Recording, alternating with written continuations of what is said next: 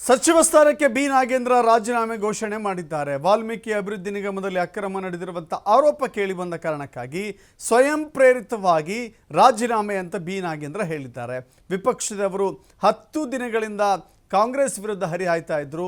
ಈ ಕಾರಣಕ್ಕೆ ಸ್ವಯಂ ರಾಜೀನಾಮೆ ನಿರ್ಧಾರಕ್ಕೆ ಬಂದಿದ್ದೇನೆ ಅಂತ ಹೇಳಿದ್ದಾರೆ ಬಿ ನಾಗೇಂದ್ರ. ಪಕ್ಷದ ನಾಯಕರು ಯಾರೂ ಒತ್ತಡ ಹಾಕಿಲ್ಲ, ಪಕ್ಷದಲ್ಲಿ ಯಾರಿಗೂ ಮುಜುಗರ ಆಗಬಾರ್ದು ಅಂತ ರಾಜೀನಾಮೆ ಘೋಷಣೆ ಮಾಡಿದ್ದೇನೆ ಅಂತ ಬಿ ನಾಗೇಂದ್ರ ಹೇಳಿಕೆ ಕೊಟ್ಟಿದ್ದಾರೆ.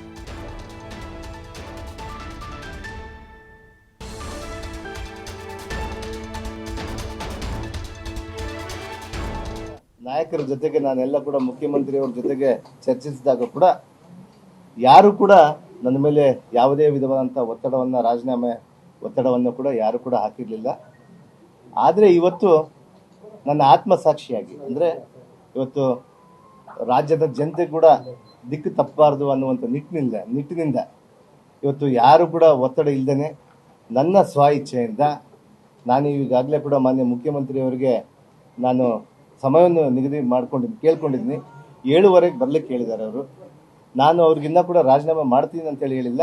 ನಾನು 7:15 ಇವತ್ತು ಹೋಗಿ ನನ್ನ ಮಂತ್ರಿ ಸ್ಥಾನಕ್ಕೆ ನಾನು ರಾಜೀನಾಮೆ ಮಾಡಿ ಬರ್ತೀನಿ ಅಂತೇಳಿ ತಮ್ಮ ಮೂಲಕ ರಾಜ್ಯದ ಜನತೆಗೆ ತಿಳಿಸುವಂಥದ್ದಾಗಿರ್ಬೋದು, ಮತ್ತು ನನ್ನ ಕ್ಷೇತ್ರದ ಜನತೆಗೆ ತಿಳಿಸುವಂಥದ್ದಾಗಿರ್ಬೋದು, ನನ್ನ ಹಿತೈಷಿಗಳಿಗೆ ತಿಳಿಸುವಂಥದ್ದಾಗಿರ್ಬೋದು. ಈ ರಾಜೀನಾಮೆ ಪತ್ರವನ್ನು ಮಾನ್ಯ ಮುಖ್ಯಮಂತ್ರಿಯವರಿಗೆ 7:15 ನಾನು ಕೊಟ್ಟು ಮಾನ್ಯ ಮುಖ್ಯಮಂತ್ರಿಯವರಿಗೆ ಮತ್ತು ನಮ್ಮ ಉಪಮುಖ್ಯಮಂತ್ರಿಯಾದಂಥ ಡಿ.ಕೆ. ಶಿವಕುಮಾರ್ ಸಾಹೇಬರಿಗೂ ಮತ್ತು ನಮ್ಮ ವರಿಷ್ಠರು ಕೂಡ ಎಲ್ಲರೂ ಕೂಡ ನಾನು ಹೇಳಿ ಅವ್ರಿಗೆ ರಾಜೀನಾಮೆ ಪತ್ರವನ್ನು ಕೊಟ್ಟು ಬರ್ತೀನಿ. ಪಕ್ಷದ ನಾಯಕರ ಜೊತೆಗೆ ನಾನೆಲ್ಲ ಕೂಡ ಮುಖ್ಯಮಂತ್ರಿಯವರ ಜೊತೆಗೆ ಚರ್ಚಿಸಿದಾಗ